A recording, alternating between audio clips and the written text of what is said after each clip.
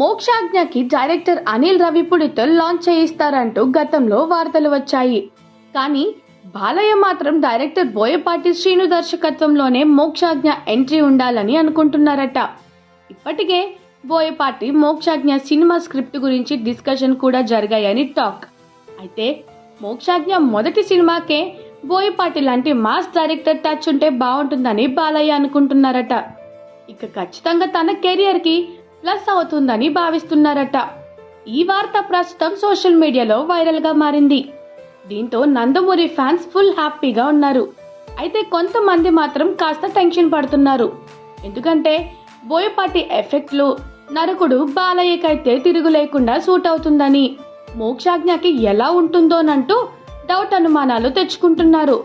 ఇక ఇవన్నీ పక్కన పెడితే మోక్షాజ్ఞ బోయపాటి సినిమా ఈ ఏడాది మొదలయ్యే అవకాశాలు ఉన్నట్టు సమాచారం. అయితే ఈ వార్తపై ఇంతవరకు ఎలాంటి అధికారిక ప్రకటన రాలేదు.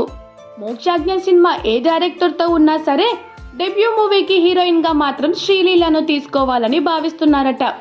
ఎందుకంటే శ్రీలీలకి యూత్ లో ఉన్న ఫాలోయింగ్ తెలిసిందే కదా. తన డాన్సులతోనే ఆడియన్స్ ను థియేటర్లలోకి రప్పిస్తుంది. పైగా బాలయ్యతో శ్రీలీలకి మంచి రిలేషన్ కూడా ఉంది. ఇక భగవంత్ కేసరి సినిమా సెట్స్ లో 1-2 సార్లు మోక్షాజ్ఞ పక్కన కూడా మెరిసింది శ్రీలీల. దీంతో వీళ్ళ జోడీ బాగుంటుందని ఫ్యాన్స్ కూడా అనుకుంటున్నారు. దీంతో తొలి సినిమాకి శ్రీలీలానే తీసుకోవాలని అభిమానులు కోరుతున్నారు. ఒకవేళ బోయపాటి మోక్షాజ్ఞ కాంబో ఫిక్స్ అయితే శ్రీలీల హీరోయిన్ అవుతుందన్నమాట.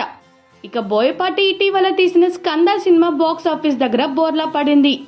రామ్ పోతినేని శ్రీలీల కాంబోలో వచ్చిన ఈ చిత్రం థియేటర్లో పెద్దగా ఆడలేదు, కానీ ఓటీటీలో మాత్రం దుమ్ము రేపింది.